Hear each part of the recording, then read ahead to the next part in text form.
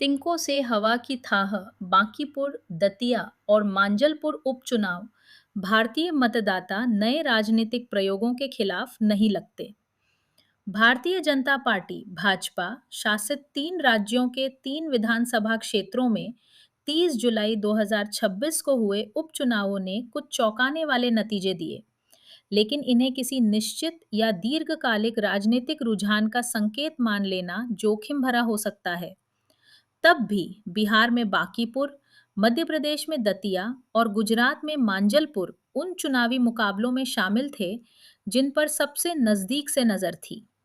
भले ही बात केवल 3 सीटों की थी, लेकिन नतीजे इस लिहाज से महत्वपूर्ण थे कि इनसे क्षेत्रीय राजनीतिक हवाओं, बड़ी पार्टियों के दमखम और उभरती राजनीतिक व्यूह रचनाओं के भविष्य के बारे में संकेत मिले।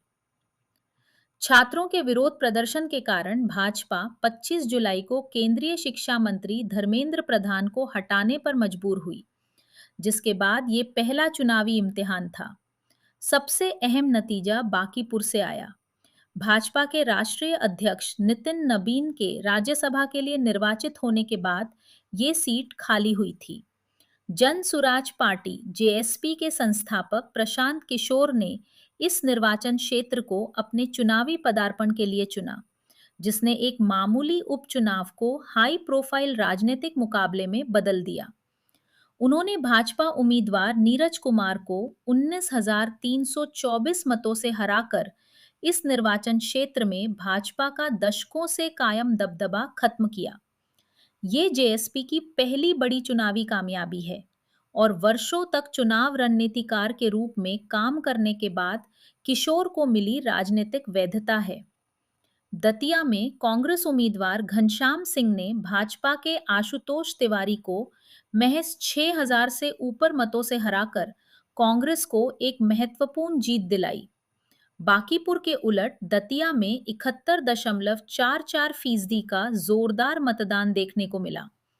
ये मुकाबले में स्थानीय लोगों की तगड़ी भागीदारी को दिखाता है और बताता है कि मध्य प्रदेश में भाजपा के दबदबे के बावजूद कांग्रेस की मजबूती वाले इलाके बरकरार हैं।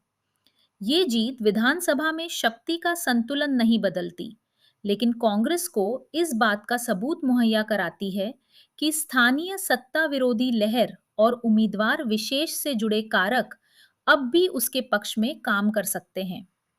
भाजपा के लिए ये हार एक याद दहानी का काम करती है कि उसकी राज्यव्यापी मजबूती हर निर्वाचन क्षेत्र में अपने आप जीत में नहीं बदल जाएगी। मांजलपुर में तीसरे मुकाबले का परिणाम भिन्न रहा।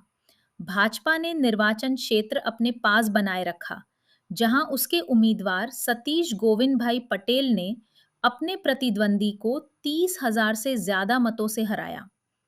मांजलपुर भाजपा की अपना मूल समर्थन आधार बनाए रखने की क्षमता को प्रदर्शित करता है। ठीक उसी समय बांकीपुर और दतिया के परिणाम बताते हैं कि भाजपा के हिंदू मतदाताओं, खासकर ऊंची जातियों वाले मूल समर्थन आधार में कुछ अस्थिरता पैदा हुई है।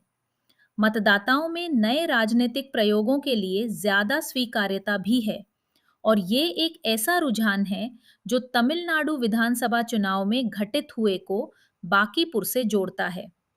अगर ये रुझान कायम रहता है तो चुनौती न सिर्फ भाजपा के लिए बल्कि दूसरी पुरानी पार्टियों के लिए भी होगी, खासकर कांग्रेस के लिए।